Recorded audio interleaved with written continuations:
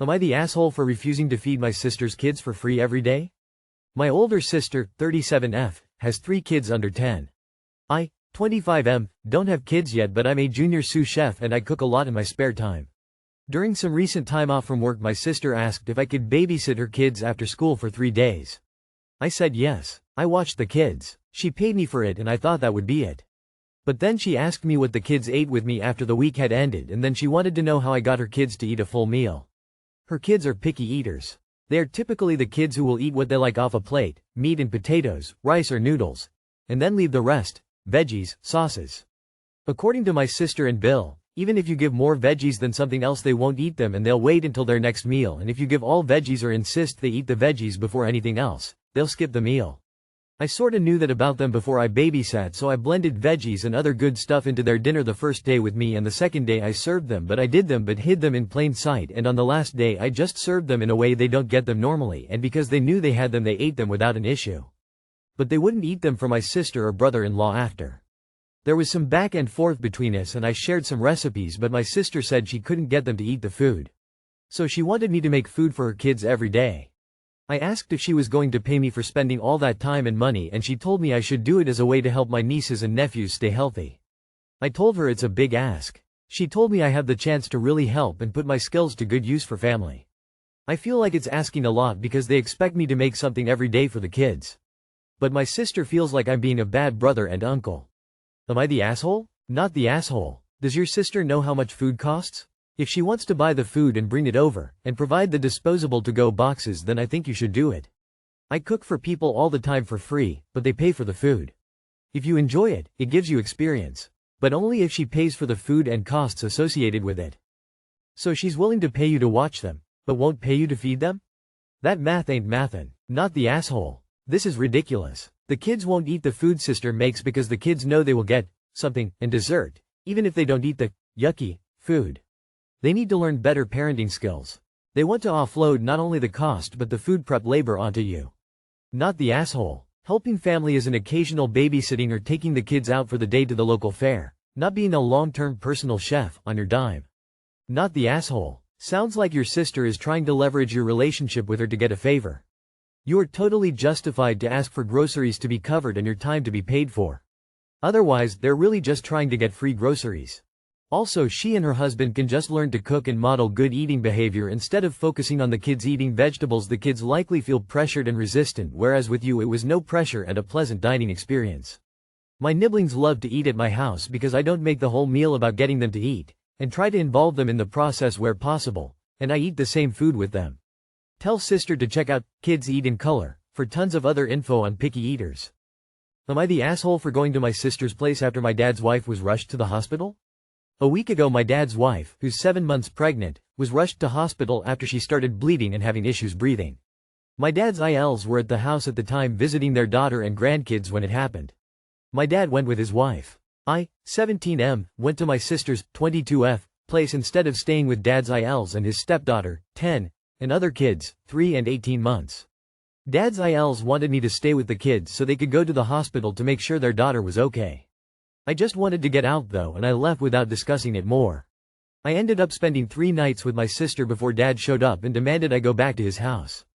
For context about why I didn't stay in dynamics. Sister and I are full siblings. Dad left mom when she was pregnant with me. After he left mom, he got a job driving trucks and wasn't around much. Then he moved an hour from us and started seeing us more. Then he moved even closer and tried to get equal parenting time, but since he hadn't taken all the time he was offered before, never paid his child support, and didn't have a place big enough to give us our own rooms, and wouldn't give up his bedroom for one of us, he was turned down. He ended up getting married, becoming a stepdad and having more kids with his wife. Last year my mom died and my dad and sister battled in court for custody. I wanted to live with my sister. The court said my dad should get a chance since he never really had much time with me. They said my sister was too young to really support me like dad could. I protested it, but it didn't help. I'm going to live with my sister as soon as I turn 18 and we have a plan for that. Dad doesn't know but keeps trying to make me forgive him and give his family a chance and to try and be a family with them. I'm not interested, not in his kids either. He tried to sell me on being an older sibling until he realized I don't care about his kids. His wife decided if I didn't want to give them a chance then she wouldn't let me have any photos of my mom or sister in her house. I gave them all to my sister. She even went through my stuff to see. Ever since she reminds me almost daily that I'll regret not wanting anything to do with her kids when they're older. She also wished for my sister to end up homeless because my sister didn't want to know her kids either. Oh, and because she had gone to court to make sure dad was going to still pay the child support for her that he never paid mom. Back to the current stuff. After my dad made me go back to his place, he yelled at the top of his lungs at me for abandoning my family, and for not showing more concern for his wife and the unborn baby. Or for the kids who could have lost their mom for all I knew. He told me he deserved better than that. I told him he deserved nothing from me or my sister. He told me my actions showed I'm not growing into a man but a pathetic little boy. Am I the asshole? Not the asshole. He told you are growing into a pathetic little boy? Well, he wasn't there when you were a little boy, so nobody to blame but himself. Don't feel bad, op. Just try to endure for a few months more. Not the asshole. The in-laws are better suited to watching 3 young kids than a 17-year-old kid. They could tag team visit the hospital between all 3 of them or get other people to help. You don't owe your dad anything after the way he treated you your entire life. Not the asshole. Your dad is just a shitty human being. As for your stepmother, I am a woman and for the life of me I can't understand women that marry and have children with men that already have children and never took care of them. What has to be broken in your head to go, he has 2 children that he couldn't give a shit about, let me marry and have children with this man. Not the asshole. It's always the parent that either wasn't there or moves on that tries to force kids into their new norm. Luckily, you won't have to endure your dad or his crappy wife and their kids much longer since 18 is right around the corner for you. So good you have a big sister who's close to you and has a plan with you. I wish nothing but the best for you both. He told me my actions showed I'm not growing into a man but a pathetic little boy. Maybe if I had a father that raised me, I would have grown into a man. So whose fault is that? Not the asshole. Not the asshole, but refuse to babysit. Text him in writing that you are not babysitting these children and that if he leaves you with the children that you are not looking after them and will call CPS to say that they are left unattended. And then don't watch them. He doesn't get to benefit by your presence. I would also make yourself scarce and just come home at night. Am I the asshole for not covering the bill for my friends? I, 20F, and 3 of my high school friends, all 20F, met up and got dinner after not seeing each other for a while. It wasn't my idea, but I was invited and very excited since it had been a year since the 4 of us were all together. The check came to the table, not split. We never discussed splitting the check and our waiter dropped it off in passing. And they all kept making comments about how they're in school, out of work, insinuating that I should be the one paying. 2 of them are in college full-time with work-study jobs and the other is working full-time but is currently between jobs. I work full-time. I started working as a night RN in June. I was a little taken aback since no one said anything about me covering the bill in full, $90 before tip. I told them that I would pay for my meal and cover the tip, but I wanted them to Venmo me the cost of what they ordered. They seemed offended and kind of side-eyed me, but they reluctantly agreed.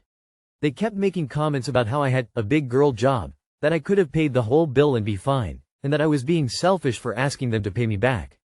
I told them that it was rude of them to expect me to pay without suggesting it beforehand and that I didn't think I was being selfish. This happened a couple weeks ago and they keep making jokes, remarks in our group chat about what happened. And I know that one of them is actually mad at me for what happened. Not the asshole. How good of friends are you with these people, because it honestly sounds like they just invited you in order to get you a pay for their dinner, which is really gross. They kept making comments about how I had a big girl job. Yes, you have a big girl job but not big girl's job.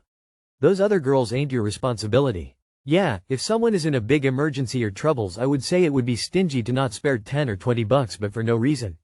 Hell no. You sat yourself down and ordered food, so you better pay for it.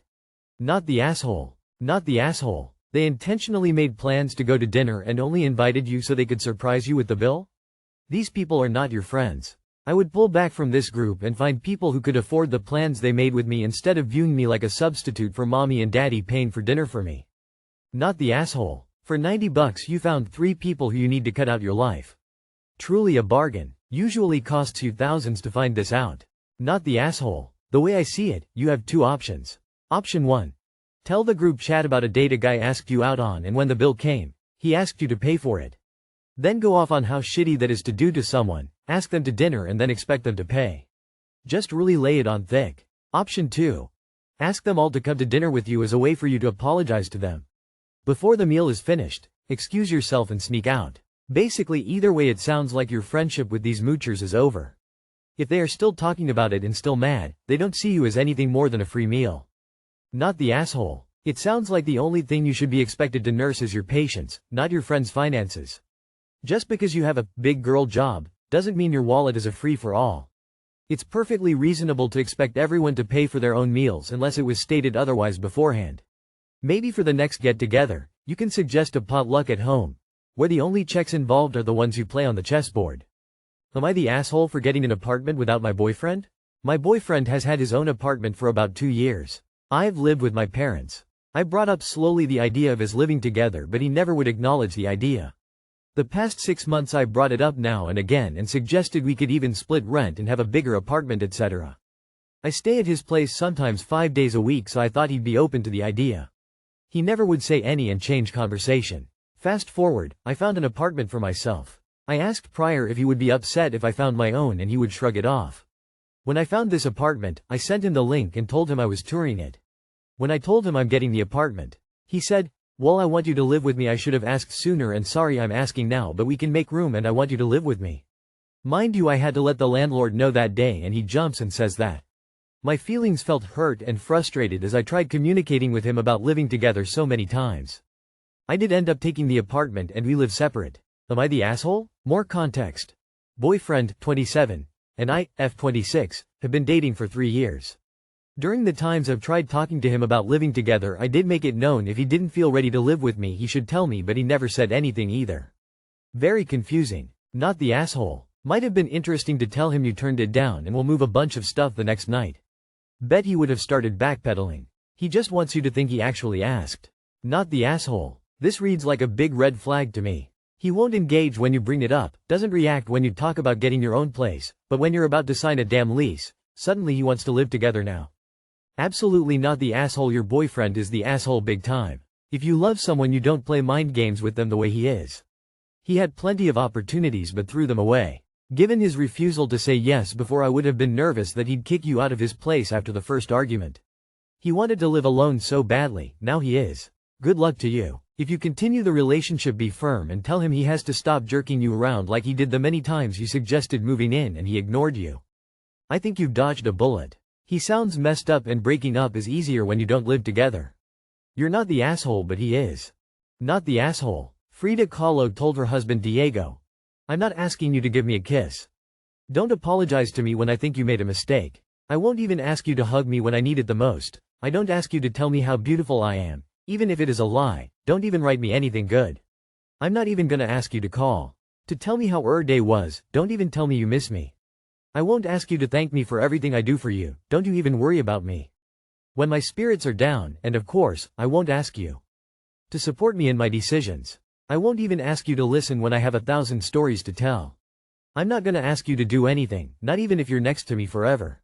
Because if I had to ask for it, then I don't want it anymore." Text. Frida Kahlo. Not the asshole. Keep your place. Don't give him a key. He was messing with your mind. He's already shown you how he is. I hope you love having your own first place. Enjoy every bit of making it yours.